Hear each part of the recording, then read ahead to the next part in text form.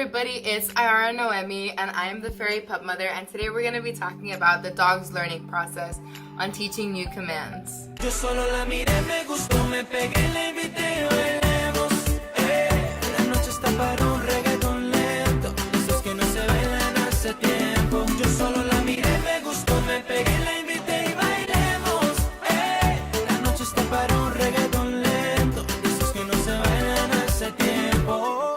We're going to remember the dog learning process with the 3T's. Trace, teach, transfer. The first T is for trace. By trace, I mean you're going to get the treat and lure the dog into whatever position or however you want their new command to go. Let's say you're getting your dog to sit, you're going to take the treat from their nose, pull it backward, and the moment that the dog sits, you're going to say yes and give them a treat. The second T is teach. In the second T is when your dog is already offering the command pretty freely when you start the lure, and maybe they'll even finish the command as you start to lure.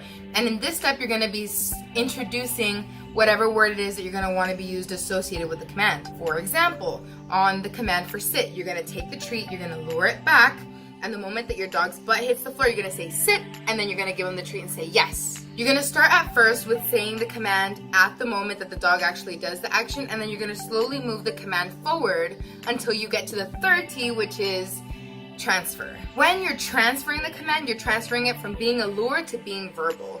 This means that in between the second T and the third T, you're gonna want to move the command from the moment that the dog does it all the way up until saying the verbal before you even start the lure. Now keep in mind, in the third T, while you're transferring, you can also still continue to lure, but in the third T, you're gonna want to make sure that you say that word first and then you lure. For example, if you're teaching a dog how to sit, you're gonna say sit, and then you're gonna lure and say yes.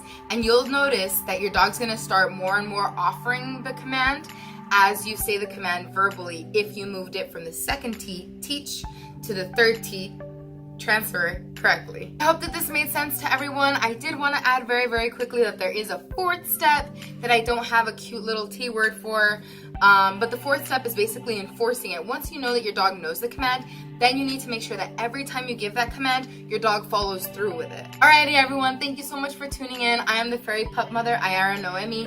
Behind me back there are Toothless and Rhaegal, but they're very much asleep. If you like this video, feel free to give it a big thumbs up. If you would like me to work on something or see something really interesting that you'd like to tell me, feel free to leave it in the comments section. If you know someone else who's looking for really cool tips and tricks on dogs, you can feel free to share this video, or if you just want to share it, you can feel free to share it too. And if you really like this video and want to see more, please subscribe to the channel. We'd really appreciate it, and we want to keep helping you guys out with things, including new videos. Just let me know what you guys want to see and I'll make sure to get it done. Again, thank you everybody. May the treats be ever in your favor.